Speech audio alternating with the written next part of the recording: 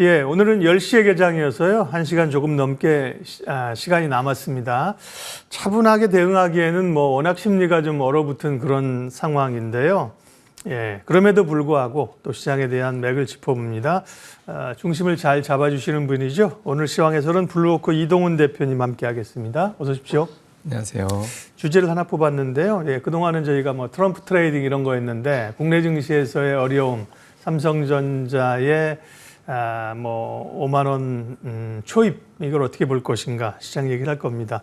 일단은 간밤에 미국은 소비자 물가 지수가 발표가 됐는데요.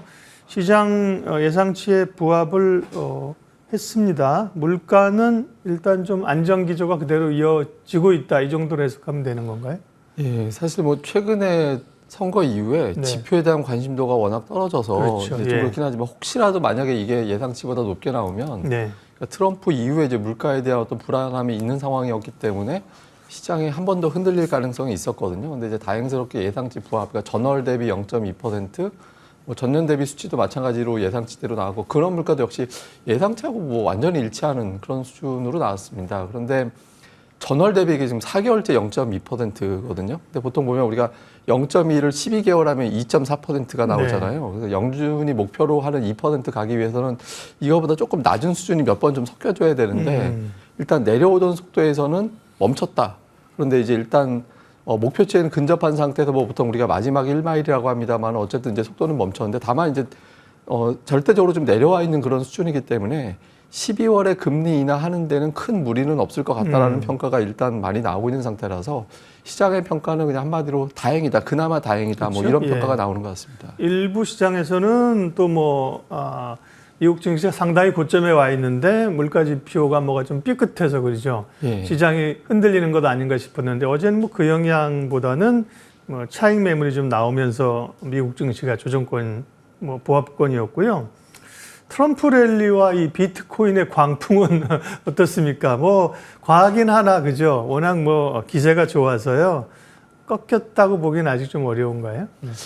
이게 그 선거 끝나고 나서 네. 그러니까 미 증시에 자금이 되게 많이 들어왔다고 한 200억 달러 정도 이제 들어오고 예. 그게 순위가 그리고 예를 들어 중소형주, 금융주 이쪽에는 역대급의 자금이 들어왔다라고 하거든요. 그러니까 이게 어떤 논리적인 것보다는 이제 돈 자체가 들어와가지고 힘으로 밀어붙이는 그런 장이 이제 만들어지고 있는 상태이기 때문에 우리가 보통 포모 그런 이야기 하잖아요. 네. 그래서 이제 단기적으로 좀 올라가고 그 과정에서 예를 들어서 테슬라 같은 경우는 공매도가 많이 쌓여있던 종목인데 쇼커버가 예, 들어오고 그러니까 쇼크버까지 그렇죠. 겹치면서 네. 증시가 이제 강세를 보이는 그런 현상이 나타나게 된 거죠. 그런데 투자자들이 그러니까 오늘 새벽 마감하기 하루 전부터 조금 변화가 생기는 것 같습니다. 예를 들어서 테슬라가 연속적으로 올라가는데 좀 어려움을 겪고 있거든요. 그러니까 어제는 하락했고 오늘도 개장 전에는 한 3% 정도까지 올라가 있었는데 마감할 때 보면 1% 정도 맞아요. 이하로 떨어져 있잖아요. 그러니까 투자들이 연속적으로 올라갈 것인가에 대한 어떤 고민, 특히 테슬라는 평균 목표 주가 대비 지금 주가가 28% 정도 위에 있습니다. 그러니까 이런 것들에 대한 거, 그다음에 비트코인 같은 경우는 10만 달러를 넘어갈 수 있을까라는 거에 대한 어떤 고민이 있다 보니까 93,000달러 돌파하고 나서 종가로는 88,000달러대로 밀렸잖아요. 그래서 여기에 대한 고민이 있는 것 같고요. 또 한 가지는 오늘 미증시를 끌어내리는데 결정적인 역할을 했던 게 괜찮은 흐름이 나왔다가 이제 좀 밀린 게 연준 인사들 발언이 나오면서부터 네. 좀 밀렸거든요. 그러니까 연준 인사들이 어제부터 오늘까지 발언들을 좀 종합을 해보면 대체로 12월에는 금리를 좀 내릴 것 같은데 예를 들면 닐 카시카리는 12월도 모른다 이렇게 이야기를 하고 네. 오늘 로리 로건이라든가 이런 사람들 같은 경우는 향후에 금리 추가 인하에 대해서는 좀 속도 조절을 하거나 신중해져야 될 것 같다. 그러니까 이런 발언들을 하고 있거든요. 그러니까 이런 발언이 나오게 된 배경에는 아무래도 이제 트럼프가 가세가 되면서 물가가 좀 자극될 가능성들 이런 것들에 대한 불안함이 있는 것 같습니다. 예를 들면 관세 부과한다라는 거잖아요. 근데 관세 부과는 법인세 어차피 깎아줘야 되기 때문에 이걸 보충해야 되니까 그렇죠. 관세를 통해서 할 수밖에 없고 또 이민자들 추방하게 되면 좀 값비싼 인력이 보충되기 때문에 인건비 올라가고 이런 것들에 대한 부담을 분명히 갖고 있다라고 봐야 되거든요. 그래서 이런 것들을 투자자들이 지금 인식을 하기 시작을 했기 때문에 금리가 올라가는 거에 대한 어떤 부담을 동시에 갖고 있어서 비트코인이라든가 트럼프 트레이드로 불려오던 어떤 상품에 대한 어떤 강세 현상은 조금은 이제 누그러질 가능성이 있다라고 봐야 될 것 같고요. 그리고 연준의 정책도 지금은 구두 개입인지는 알 수는 없습니다만은 실제로는 누가 당선됐다라고 해서 정책을 바꾼다던가 그러지는 않을 것 같고 결국엔 실물 지표 보면서 가늠을 할 거라서 시간은 좀 걸릴 것 같긴 합니다만 이제 전체적으로는 단기적으로 모든 것이 좀 신중해져 가 있는 뭐 금리 전망이라든가 아니면 트럼프 트레이드라든가 이런 것들이 좀 신중해져 가는 그런 상황이라서 시장 자체가 지금은 조금 안정적인 어떤 흐름이 나오기는 어려울 것 같습니다. 네. 미국 그 대선 선거 관련된 변화를 조금만 더 추적하면 소위 이제 공화당이 석권하는 레드 스윕이 달성이 됐습니다. 그거 진작됐다고요? 아니 그게 아니라 하원 개표가 계속 진행 중이었거든요. 예. 그러면서 몇 표 남았었는데 그게 확정이 된 것 같습니다. 그러면서 대통령, 상원, 하원까지 이제 공화당이 휩쓰는 게 현실화가 됐고요. 하나 좀 다행스러운 것은 상원의 공화당 원내대표가 약간 이제 트럼프의 관세 이런 거에 대해서 좀 비관론적인 예. 자유무역을 표방하는 분이 존 튠이라는 이분이 그래서 상원 원내대표가 돼서 중심 잡은 사람, 정신 차린 사람 한 사람 된 것 같아서 그래서 조금은 그죠. 너무 이렇게 지금 뭐 트럼프 당선자의 인사하는 걸 보면 완전히 뭐 그냥 자기 마음대로잖아요, 그죠. 이게 우리가 좀 생각해 봐야 되는 게 그러니까 바이든 대통령이 네. 대통령 당선되고 나서 현재까지 증시 상승률이 역대 대통령 중 5위예요. 예. 그럼에도 불구하고 재창출을 못했잖아요. 그 못한 이유를 생각을 해보면 결과적으로 물가 못 잡은 게 가장 큰 패착이라고 볼 수 있겠고 예.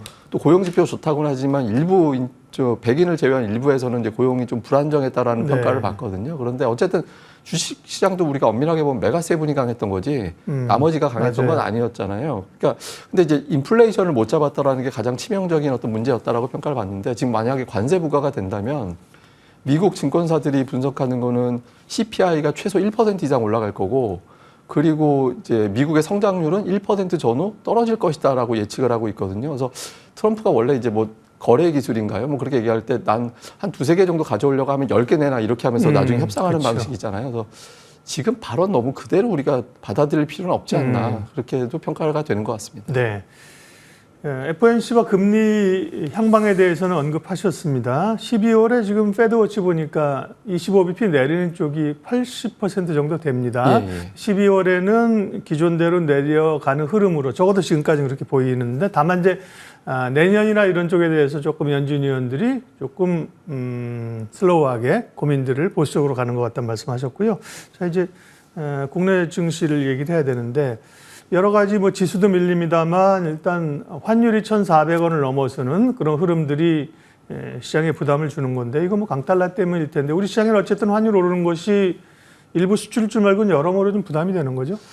뭐 부담이 될 수밖에 없죠. 네. 그러니까 이제 우리나라가 역사적으로 환율 1,400원 넘어간 거는 이전에 2번밖에 없었잖아요. 사실상. 그러니까 총 원래는 3번인데 뭐 IMF 때하고 금융위기 때하고 지난번에 이제 레고랜드 사태 때 넘어갔었기 때문에 근데 우리가 보통 인식을 할 때 1,400원 넘어가는 건 금융 시스템이 붕괴되는 상황으로 걱정할 때 그러니까 그때로 보거든요. 그래서 지금 같은 경우도 약간 그런 게 자극될 수 있는데 다만 이제 지금은 원화 약세 국면보다는 워낙 달러가 초강세를 보이고 있다 보니까 그 여파가 좀 강하다라고 봐야 됩니다. 근데 뭐 달러가 갑자기 강세 보이는 건 역시 또 트럼프 때문에 그런 거잖아요. 뭐 트럼프가 등장을 하면서 금리 인하 속도가 좀 느려질 것 같다, 미국에. 이런 점이 하나가 있고 또 미국으로 자금이 몰려가지 않겠느냐. 그러니까 미국 시장이 강하고 이렇게 되면서 몰려가지 않겠느냐라는 건데 우리가 참고해 볼 게 그 트럼프 1기 때 달러 인덱스의 추이를 우리가 한번 추적해 볼 필요가 있거든요. 지금 보고 계신 게 트럼프 1기 때 달러 인덱스의 추이입니다. 4년 동안 보면 올라갔다라고 보기는 어려워요. 시점이 언제예요? 저게 이제 2017년부터 2020년대까지의 어떤 추이인데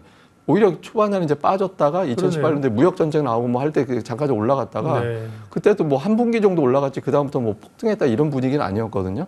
그래서 전체적으로 보면 뭐 트럼프가 집권한다고 했고 그때 당시에도 무역 전쟁이 있었음에도 불구하고 뭐 달러 인덱스가 딱히 이렇게 크게 올라갔다라고 보기는 어려워서 단기로는 어떤 분위기를 한번 탔고 뭐 여러 가지 투기 세력들의 어떤 포지션이라든가 이런 것들이 가세가 된 상태라서 조금 더 올라갈 가능성이 있어 보이고 또 이제 그 미국 입장에서는 강달러가 수입 물가 좀 떨어뜨리는 역할도 하거든요. 그래서 이런 점이 있긴 합니다만은 제조업 키우려면 또 미국도 기업들의 수출 여건이 또 따져봐야 되는 거라서 뭐 강달러가 단기로는 이어지겠지만 중장기적으로는 좀 안정될 가능성이 높아서 올해 뭐 11월 넘어가면서부터는 조금 진정될 가능성이 있어 보입니다.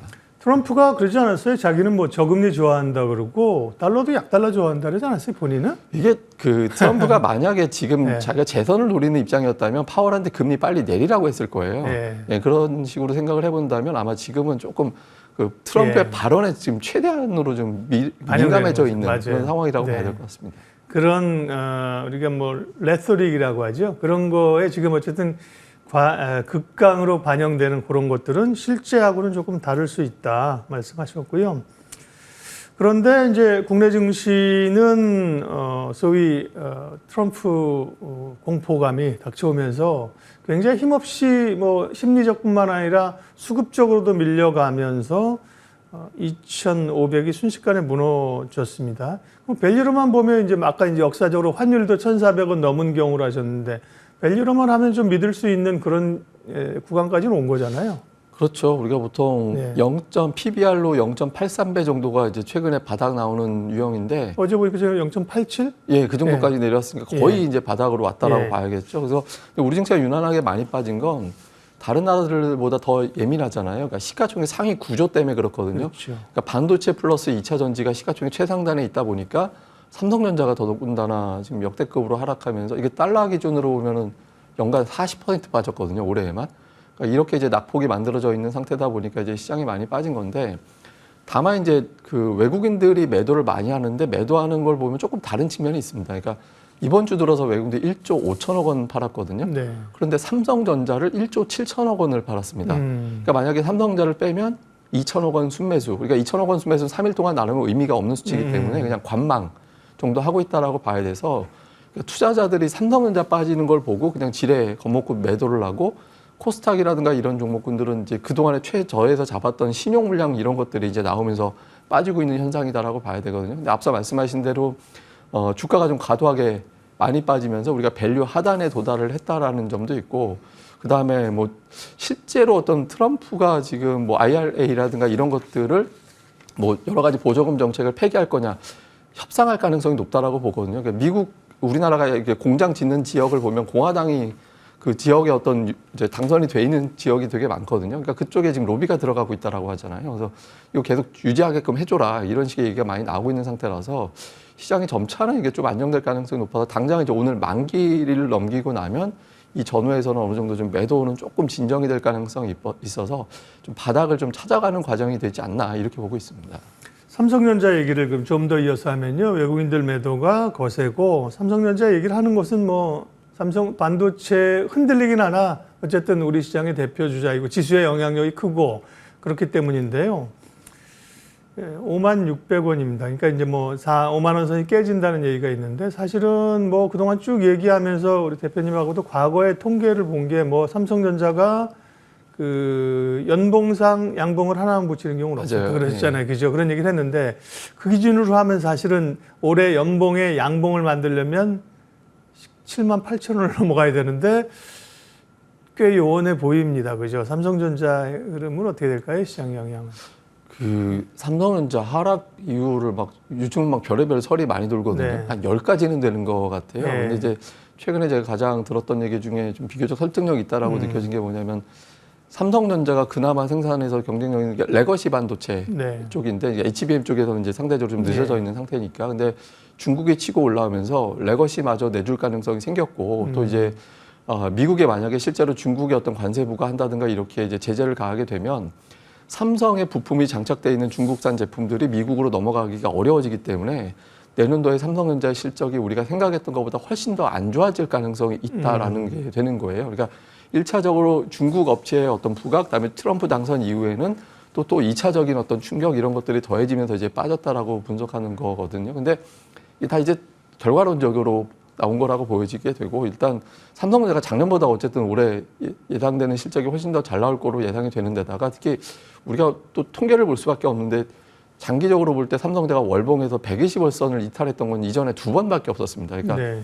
우리나라 IMF 외환위기 때 그리고 2008년도 금융위기 때인데 지금 그걸 깨고 내려왔거든요. 그러니까 사실상 삼성전자가 적자 났을 때 분기 적자 났을 때 주가 수준으로 좀 내려와 있는 상태라서 지금은 어쨌든 뭐 우리가 보통 밸류라든가 이런 실적 대비는 많이 빠져 있는데 이제 결과적으로는 수급이 돌아서야지 이게 좀 해결이 되는 거잖아요. 그래서 예. 가치적인 측면에서 보면 접근이 가능합니다만 이제 수급에서 완전히 돌아서지는 않았기 때문에 그러니까 지금 시점에서 외국인들의 매도가 일주일 내내 200만 주 이하로 떨어지는 자리가 이제 바닥이 될 가능성이 높고 그리고 또 어제부터는 그 6만 원대 깨지면서는 지금이라도 팔아야 되냐라는 어떤 문의가 많았다고 하는데 5만 원 내려오면서부터는 5만 원 밑에서 사야 되나요? 그러니까 이런 문의가 늘어나기 시작하고 있다고 하거든요. 그래서 5만 원 전후에서는 조금 주가가 이제 바닥을 좀 찾아가려는 시도 이런 것들이 움직임이 나올 가능성은 일부에서는 제기가 되고 있습니다. 네. 반도체 얘기를 조금 더 하고 싶지만 전략 섹터 얘기를 하기 위해서 넘어가겠습니다. 그러면 네. 소위 뭐 어려운 구간을 계속 지나고 있는 상황인데요. 어떻게 대응하면 좋을까요? 그다음에 제한적인 대응을 한다고 하면 어떤 섹터를 좋게 보십니까? 우선 뭐 시장은 많이 빠졌죠. 너무 예. 과도하게 이제 낙폭이 커져 있는 상태고, 그러니까 트럼프 발작이 너무 큰 것 같아요. 그러니까 트럼프가 당선이 됐다라는 점이 뭐 특히 이제 하필이면 뭐 우리나라 보조금 받는 산업이 시가총액 상단이다 보니까 여기에 따라 어떤 충격이 좀 컸다 이렇게 볼 수 있는데 지금 어제로 보면 종가 기준으로 보면 8월 5일이 올해 증시 바닥으로 투자들이 대부분 예상을 했던 자리였거든요. 근데 장중 기준으로 보면 아니지만 종가 기준으로 보면은 그 선을 이탈을 한 상태입니다. 코스닥 같은 경우는 소형업종 지수 하루 전에 이미 이탈이 됐고 코스닥 지수 자체가 알테오젠이 왜곡시킨 게 좀 있어서 지수를 따로 봐야 되는데 지금 아예 코스닥 지수 자체가 그때 종가가 이탈이 돼 있는 그런 상태거든요. 그래서 뭐 시장에서는 이제 많이 싸졌다라는 이야기는 하고 있는 상태고요. 제가 어제 그 증권가에 있는 후배하고 이제 그런 얘기를 좀 했는데 물반 고기반이 넘는 장세인 것 같다 지금은. 그러니까 너무 이제 고기가 많은데 한번 예전에 제가 이 방송에서 그런 표현 드린 적이 있는데 이 고기가 썩었을까봐 못 건져 올리는 약간 이제 그런 느낌이 드는 장세라고 보여지거든요. 근데 저는 지금은 조금 하락이 나온다 하더라도 거의 뭐 금융기업의 어떤 주가 낙폭이 보이고 뭐 IT 기업들이 PBR 0.9배 막 8배 이렇게 나온 기업들 많이 있거든요. 그래서 이런 기업들에 대해서는 오히려 좀 과감하게 좀 접근을 해볼 필요도 있지 않나 이렇게 보여지는데 어쨌든 삼성전자 같은 경우는 달러 기준으로 보면 2018년도 그러니까 코로나 이전에 하락했던 그 저점까지도 내려와 있는 상태입니다. 그래서 이런 부분들을 활용해 볼 필요가 있다라고 보여져서요. 좀 업종으로 보면 크게 많이 빠졌던 업종, 그러니까 예를 들면 뭐 반도체가 대표적인 사례가 네. 될 것 같고, 그다음에 또 하나는 트럼프의 수혜도 되면서 좀 수혜가 늘어날 것으로 보이고, 또 하나는 그 우리나라가 이제 미국의 무역 적자를 줄여라, 그러니까 미국 입장에서 적자죠. 이걸 줄이라는 압박을 받을 텐데 현실적인 대안으로 제시가 되는 게 미국산 에너지 수입을 많이 해야 될 거다. 이런 주장들이 나오고 있거든요. 그래서 이런 부분들을 감안해 본다라면 아마 조선이라든가 이런 쪽에도 기회가 나올 수 있어서 조선이라든가 부품주라든가 그러니까 이런 종목군들에 대해서도 좀 관심을 가져나갈 필요성은 있어 보입니다. 예, 반도체. 이제 사실은 이제 시장이 돌아서면 낙폭과대주가 먼저 올라오죠, 그죠? 예. 반도체, 조선은 이제 업황과 함께 트럼프 수혜주로도 보고요. 사전 원고 주신 거 보면 엔터도 들어있는데. 예, 뭐 엔터 같은 경우는 그 아파트라는 열풍도 있지만 네. 내년도에 이제 BTS가 완전체로 복귀를 한다라는 어떤 이슈도 있거든요. 그러니까 예. 엔터 전체를 보면 이제 해외 쪽 수익이라든가 이런 것들에 대한 수익이 내년도에 올해보다 훨씬 더 좋아질 것으로 대부분의 투자자들은 인식을 하고 있습니다. 그리고 또 저는 이제 아파트가 여기서 끝나지 않고 자꾸 후속이 뭔가가 나올 것이라고 생각을 하거든요. 그래서 엔터에 대한 어떤 주목은 다시 한번 받을 가능성이 높고 특히 이제 뭐 우리가 한화력 이렇게 했지만 이제 한때 중국에서의 어떤 매출이라든가 이런 것들은 좀 기대치가 낮았었는데 이런 부분들도 뭐 비자 면제해 준다든가 이런 것들과 겹쳐서 중국에 대한 매출이 더 커질 가능성이 있어서 엔터에 대해서도 뭐 계속 관심권에 두고 있습니다. 마지막으로 2차 전지와 바이오에 대한 궁금증 한 1분 정도로만 짧게 좀 시각 주세요. 궁금해서. 네. 예, 뭐 바이오 같은 경우는 최근에 이제 알테오젠이 많이 올라가고 네. 이런 모습이 나왔었는데 그리고 또 실제로 어떤 계약이라든가 이런 것들을 이제 성과를 내고 있는데 바이오 산업 자체가 약간 인버스적인 특성이 있었다라고 저는 생각을 하거든요. 그러니까 다른 종목이 불안하다 보니까 네. 투자자들이 대안으로 찾는 게 그동안에 일부 바이오, 특히 이제 알테오젠 같은 종목이었다고 보여지는데 그러니까 외국인 기관이 또 코스닥에서 일관되게 최근에 매수했던 업종이었습니다. 근데 이번 주 들어서 매수 강도가 약해지면서 조금 종목들이 분산되기 시작하고 있거든요. 그래서 바이오는 철저하게 종목별로 엇갈리는 형태가 나올 것 같고요. 2차 전지는 지금 테슬라를 바라보기에는 테슬라는 지금 머스크 효과 때문에 올라가는 거지 자동차 판매량에 대한 기대감 가지고 올라갔다라고 보기는 어렵거든요. 네. 근데 LG 에너지 솔루션 효과가 있으니까 단기적으로 기술적 반등은 충분해 보이지만 추세적인 접근보다는 기술적 반등에 국한한 대응이 필요해 보입니다. 예, 오늘 시황 해설 블루워크 이동훈 대표님 함께 했습니다. 고맙습니다.